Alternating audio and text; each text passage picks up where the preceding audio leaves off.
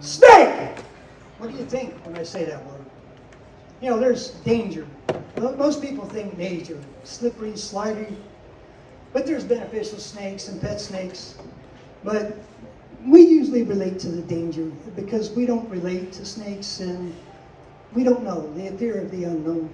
But in my childhood, there was an experience with snakes in a place called Snake Ridge.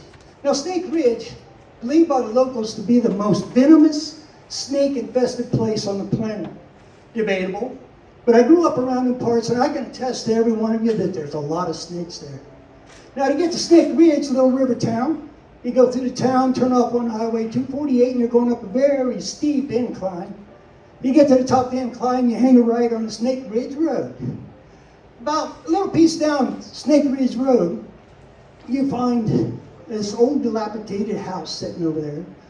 You know the kind, you know, it's got gray, it has peeling paint, window panes broken. You know, the porch is leaning to the side. You want to lean over to get a little perspective on that, you know.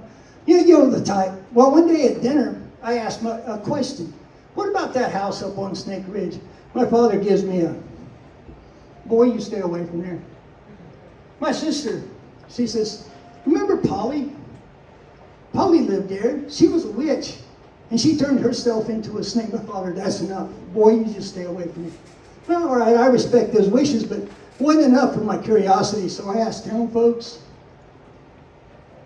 I went around to the library. I read newspapers. I found later that my sister wasn't too far from the truth. That land, years ago, was settled by witches from the old country, and they brought their craft with them. And they found that they could take 12-year-old children and snake venom in an incantation, and they could make snakes. And they would send them out the countryside to capture children and bring them back to make more snakes. Well, one day Polly, she was out in her backyard. Now she was either making apple butter or she was boiling her laundry, as sometimes folks did in that day, or maybe some kind of a brew she was cooking up there.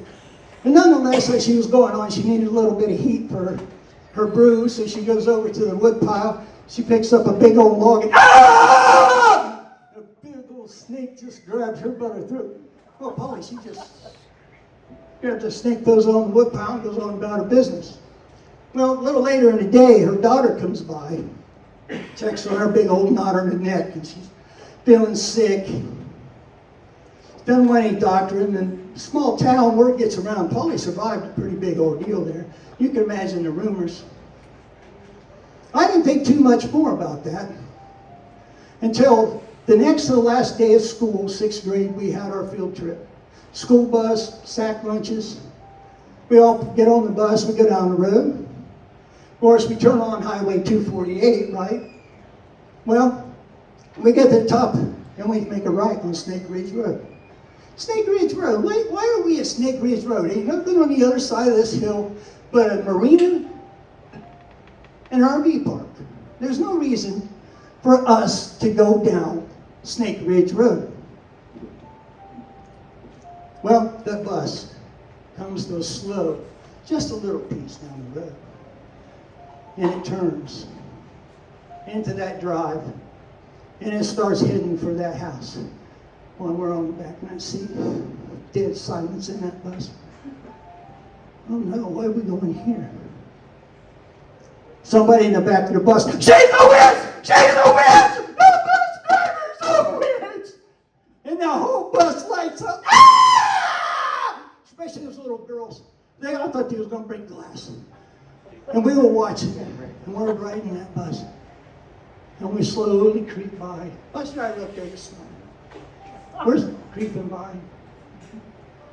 You know, there's nobody in that house for almost forever. Well, that was cool. Wait a minute. Now there's a road about a quarter mile going up into a big wall of trees. There's a clearing in the trees. And we're heading for that clearing. Now what's next? So, we go through that clearing, we get to the other side. It opens up to a big, wide view of the valley on a high bluff. And off to the left is a big stone barn with a metal door. And the bus pulls up to the door. This creepy old man comes out. Mad scientist looking dude, galoshes, frock, hairnet, gets up on the bus. All right, there's some rules here. I don't want y'all to make any loud noises, no sudden arm movements. I don't want any noise like that. Oh, we gotta be quiet when you're killing us. But anyway, he says, now file in, sing line along the wall. When it fills up, make another one, stand in tight, we'll all fit in the room. So we all huddle in there.